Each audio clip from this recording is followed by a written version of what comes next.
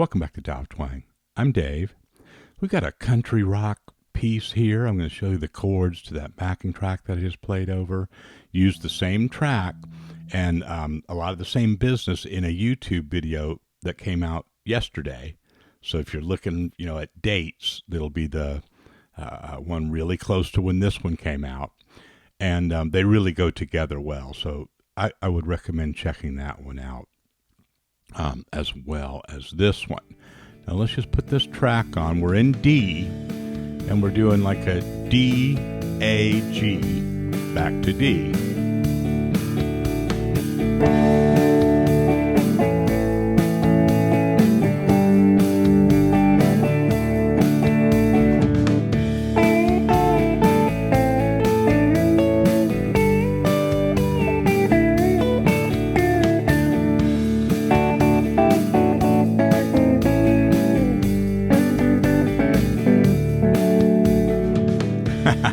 Okay, I'm gonna let that stand because I was the way I tabbed it out. I did I kind of reversed it just then. I just wanted to show you the first couple of things we're gonna look at. In the intro, the first thing I did was okay. Now that video that I just mentioned on YouTube. It really gets into this harmonizing that D major scale with thirds like that. So I'm not going to go through all of that, how to build that from the ground up, because that whole video is really dedicated to that. Okay. But it did a few more stylistic things over here today that kind of aren't as strict with it. For example,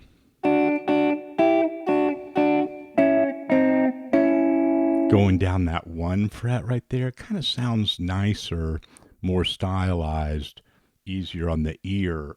Just create that tension and come right back rather than go down to the next, proper chord tone and so forth.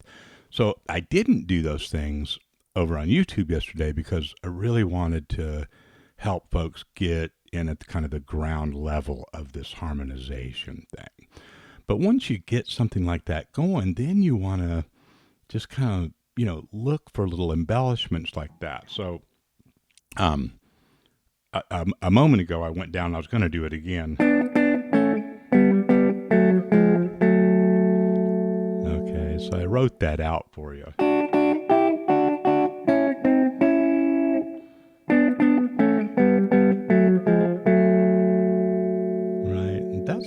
That sounds kind of cool. I like that as like kind of an intro to a solo, then play one of these kind of more bendy licks, sort of like this. And then back to the top. See if I can get it this time.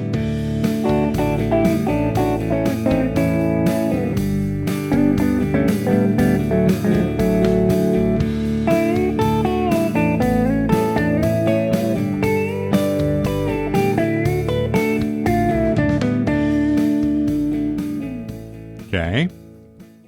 That's not bad. It has kind of an old school country format where you play a little kind of intro melody like that, and then, more of an improvised sounding lick, right? So that's the tab for that little harmonized portion. Then here we've got,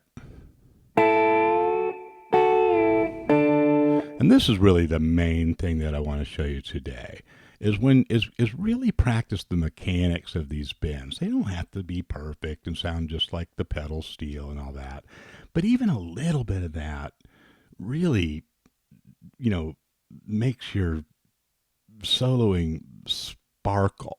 Okay, and here's some of the kind of basic tips for that. When we bend this one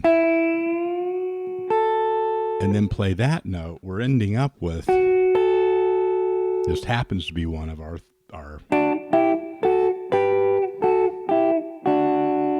right. Again, refer to the YouTube video that came out yesterday. Just look for the same dates or similar dates. The title of that one is harmonizing the major scale in thirds. Okay. Now, When we bend that, we can bend it together like that or separate. Either way, we end up with. But when you bend that up, that's what you want to be practicing and listening for. This is really good ear training.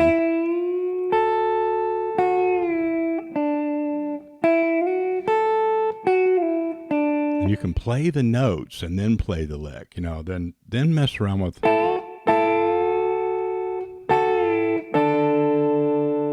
right. So I think in the part I got tabbed here, I went. All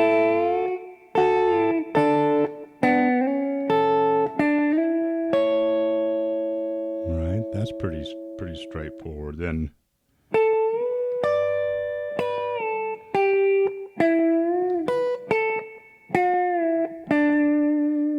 So that one's a little different. Just go up and play like some more notes out of kind of that D major pentatonic.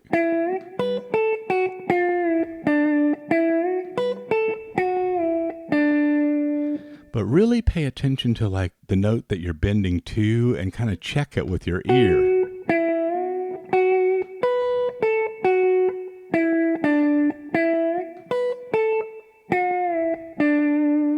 So there's a lot of different routines that you can do in terms of whether you hold it up and play the other notes or let them down and play them together or separate.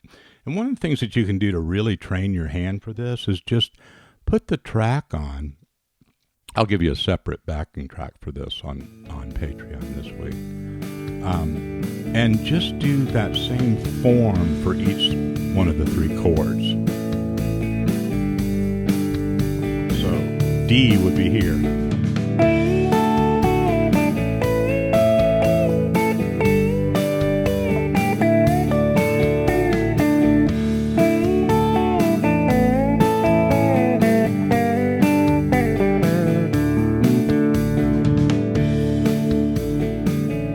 Okay, so I'll do in a couple of other things there because why not? We'll just keep going forward here. You could do them together.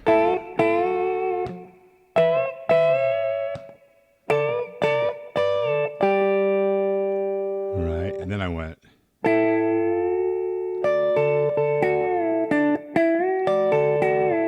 See, that one was sharp. So see how good this is for your ear? And I'm really working on making when I bend it, making it kind of sound more like a steel guitar, like really making that.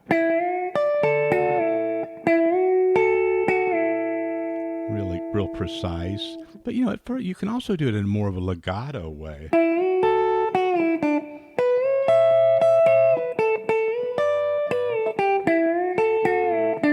See how these two are the same note. And of course,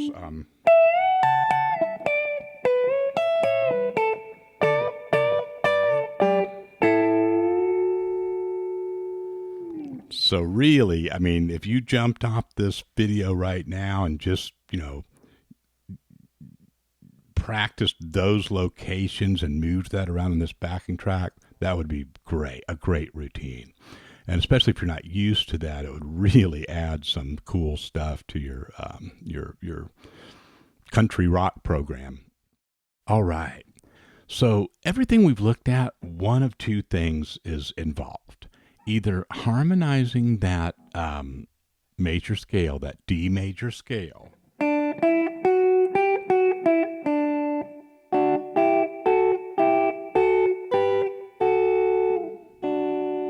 okay, that kind of sound of making lines out of that material, or the bending licks, and they're major pentatonic. So if it's the D, it's 1, 2, 3, 5. There's the 6 up there if you complete the major pentatonic.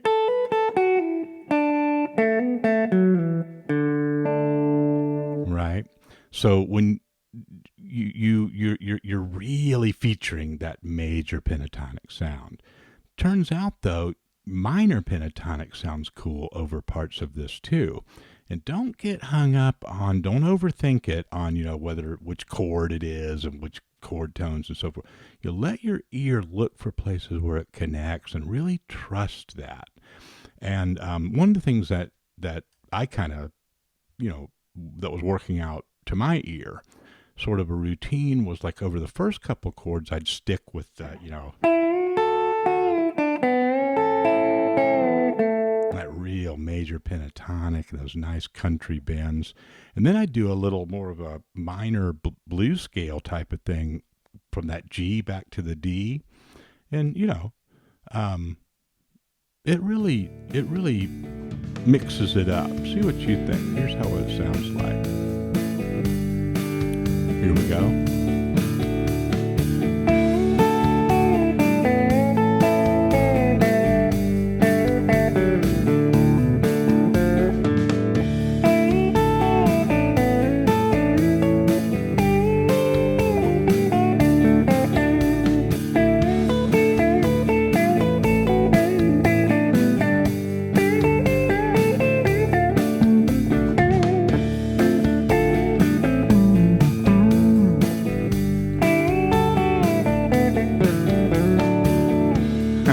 There at the end,